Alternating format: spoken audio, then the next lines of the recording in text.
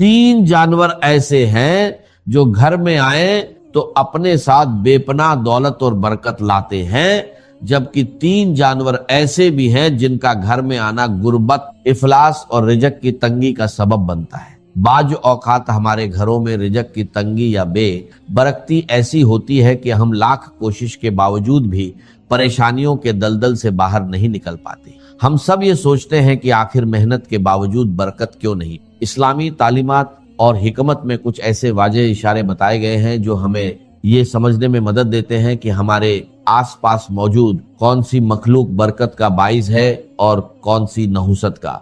आज की इस वीडियो में मैं आपको इन जानवरों की हकीकत और उनके पसे मंजर के बारे में तफसील से बताऊंगा ताकि आप अपने घरों को आजमाइशों से बचा सके और बरकतों को अपने घर का रास्ता दिखा सके। यह मौजू बहुत अहम है, इसलिए मेरी इस गुफ्तगू को आखिर तक लाजमी सुनिए। मोहतरम नाजरीन, अब बात करते हैं उन तीन जानवरों की जिनका घर में बसेरा करना, कसरत से आना या रहना इस्लामी और हकीमाना नुक्ता ए नजर से अच्छा नहीं समझा जाता और ये घर में रिजक की तंगी और मुसीबतों का सबब बनते हैं। चील एक इंतहाई तेज रफ्तार और शिकारी परिंदा है। आपने ये बात तो जरूर सुनी होगी कि आसमान का राजा अखाब या शाहीन को माना जाता है, लेकिन चील एक ऐसा परिंदा है जो अपनी चुस्ती की वजह से बाज औकात शाहीन का शिकार भी चुरा लेती है। अक्सर देखा गया है कि कुछ घरों की छतों पर चीलें बहुत ज्यादा तादाद में या कसरत से आकर बैठती हैं। हमारे बुजुर्गों और दाना लोगों का कहना है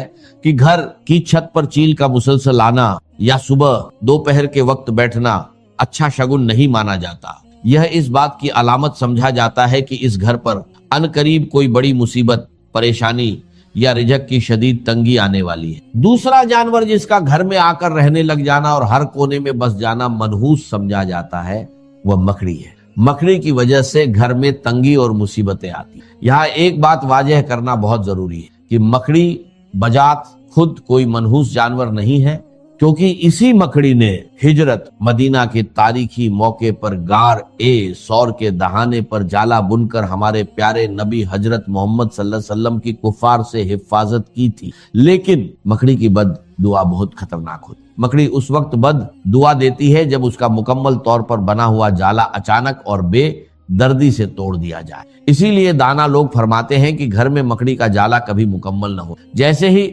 मकड़ी किसी कोने में जाला बुनना शुरू करे, उसे फौरन साफ कर दे। तीसरा हैवान जो घर में न सिर्फ बेबरकती लाता है बल्कि खतरनाक बीमारियों का सबब भी बनता है, वह लाल बेग। इमाम जाफर सादिक रहमतुल्लाह अलैह का एक इंतहाई अहम फरमान है, तमाम हशरातुल अरज में इंसान का सबसे बड़ा दुश्मन लाल बेग है।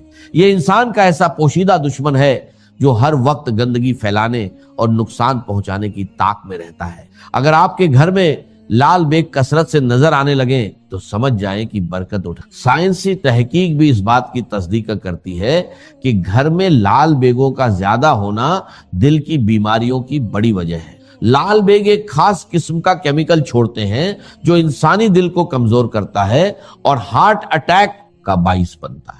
साइंसी और इस्लामी दोनों लिहाज से इनका घर में होना रिजक की तंगी और बर्बादी लाता है, इसलिए फौरन इनके खात्मे का इंतजाम करें। वो तीन जानवर जो घर में दौलत और बरकत लाते हैं। आइए अब उन खुश किस्मत जानवरों और परिंदों का जिक्र करते हैं जिनका घर में आना, बसेरा करना या घोंसला बनाना बेपनाह बरकत, दौलत और रिजक में इजाफे की अलामत है। शहद की मक्खी। शहद का शुमार नबी एक करीम सल्लल्लाहु अलैहि वसल्लम की पसंदीदा तरीन गिज्जाओं में होता है और अल्लाह तबारक व तआला ने शहद और शहद की मक्खी दोनों के अंदर खुसूसी बरकत और शिफा रखी। जिस घर के पास से या जिसकी छत के आसपास से शहद की मक्खियां कसरत से गुजरती हैं, वह घर बहुत मुबारक मान। और अगर ये मक्खियां आकर आपके घर की किसी दीवार, छत या कोने में अपना छत्ता बना लेती तो ये इस बात की वाजह और यकीनी निशानी है कि इस घर में अब रिजक और बरकत के दरवाजे खुलने वाले। 2. चिड़िया। चिड़िया एक इंतहाई मासूम, बेजुबान और प्यारी मखलूक है। घर के आंगन में चिड़ियों का चहचहाना वैसे ही दिल को सुकून देता है, लेकिन इस्लामी रिवायत और बुजुर्गों के तजर्बात के मुताबिक घर में चिड़िया का घोंसला बनाना बहुत ही ज्यादा मुबारक माना जाता है। अगर चिड़िया आपके घर की किसी सरखी, पंखे या कोने में घोंसला बना ले تو اسے کبھی بھی نقصان نہ پہنچے۔ نظر بزرگوں کا کہنا ہے کہ چڑیا کا یہ معمول ہوتا ہے کہ وہ صبح سویرے اپنے گھونسلے سے اڑنے سے پہلے اللہ تعالیٰ کی حمد ثنا کرتی ہے، سبحان اللہ کا ورد کرتی اور اللہ سے یہ دعا مانگتی ہے، یا اللہ نہ صرف مجھے رزق عطا کر بلکہ جس گھر میں میں نے گھونسلہ بنایا ہے اس گھر والوں پر بھی رزق کی تنگی نہ آنے دے۔ تیسرا جانور جس کا گھر میں آنا رہنا یا بچے دینا بے پناہ دولت اور خوشحالی لاتا ہے وہ بلی۔ ام المومنین حضرت عائشہ رضی اللہ عنہا سے روایت ہے کہ نبی کریم صلی اللہ علیہ وسلم نے ارشاد فرمایا، یقیناً بلی ہرگز ناپاک نہیں ہے بلکہ یہ تو تمہارے گھروں میں کثرت سے آنے جانے والی مخلوق ہے۔ ہمارے پیارے نبی صلی اللہ علیہ وسلم کو بلی اس قدر پسند تھی کہ روایت کے مطابق آپ صلی اللہ علیہ وسلم بلی کے برتن میں بچے ہوئے پانی سے وجو تک فرما لیتے تھے۔ بلی کی دعا اور بد دعا دونوں سیدھی عرش تک جاتی ہے۔ اگر آپ کے گھر میں بلی آتی ہے اور آپ اپنی حیثیت کے مطابق اسے روٹی کا ٹکڑا ڈال دیتے ہیں، دودھ یا پانی کا بندوبست کر دیتے ہیں تو وہ خوش ہو کر آپ کے حق میں دعا کرتی۔ جب بلی دل سے دعا دیتی ہے انسان کے وارے نیارے ہو جاتے ہیں۔ نتیجہ اور التماس، محترم ناظرین، قدرت کے اس پورے نظام میں اللہ تعالیٰ نے ہر مخلوق کی ایک خاص اہمیت رکھی۔ اگر ہم اللہ کی بے زبان مخلوق پر رحم کریں گے تو عرش والا ہم پر رحم کرے گا اور ہمارے رزق کے بند دروازے کھول دے گا۔ وہ تمام چیزیں جنہیں ہم نے ضروری سمجھ لیا ہے، درکار سمجھا ہوا ہے کہ یہ بھی ضروری، یہ بھی ضروری، یہ بھی درکار ہے، یہ بھی درکار ہے، اکثرت درکار نہیں، اس کی اکثریت جو ہے وہ درکار نہیں، ضروری نہیں۔ تو اس لیے اب یا تو انسان اپنی کوئی دنیاوی حقیقی ضرورت پوری کرنے کے لیے وقت صرف کرے یا دین کی اور آخرت کی کمائی کے لیے صرف کرے۔ اب نیند ہے، استراحت ہے، یہ بھی انسان کی ایک ضرورت ہے، یہ ضرورت پوری کرے۔ کھانا ہے، یہ انسان کی ضرورت، لہذا اس کو تو اس کے اندر شامل سمجھیے۔ اب جو وقت بچ گیا ہے وہ سارا کا سارا آخرت کو بنانے اور کمانے میں دین کی خدمت کو لگنا چاہیے۔ کہاں بچ گیا آپ کے پاس؟ ٹائم بچا ہی نہیں۔ پیس ٹائم جس کو کہتے ہیں، کوئی ہابی ہے جی میری، بس وقت گزاری کا مشغلہ ہے، وقت گزاری، لا حول ولا قوت الا باللہ۔ آپ کو وقت گزارنے کے لیے مشغلہ چاہیے، یا ضروریات زندگی کے لیے وقت صرف ہونا چاہیے، اور یا پھر وہ وقت لگنا چاہیے آخرت کے بنانے اور کمانے۔ جو دو چیزوں سے تیسری کیٹیگری آ جائے گی وہ مالا یعنی، اس کا کہ اس سے کوئی تعلق ہی نہیں، لا حاصل بے مقصد بلا ضرورت، یہ انسان کے اسلام کی خوبی ہے۔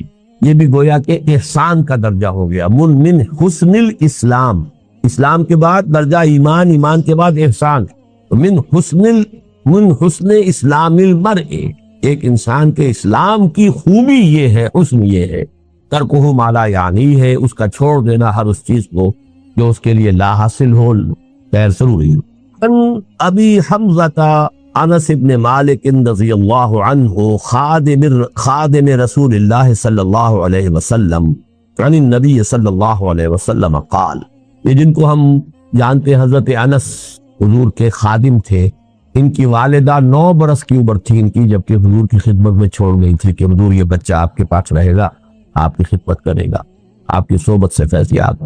اور یہ انس ابن مالک یہ ہے جو کہتے ہیں کہ میں نے اتنے سال حضور کے ساتھ گزارے ہیں خادم کی حیثیت سے، ایسا بھی موقع کبھی نہیں آیا کہ آپ نے مجھ سے یہ کہا ہو کہ اے انس تو نے یہ کام کیوں نہیں کیا۔ جھڑکنا، ڈانٹنا، ڈپٹنا تو بہت دور کی بات ہے، شفقت، ملاطفت، ملائمت حضور صلی اللہ علیہ وسلم کی مزاج کا جز۔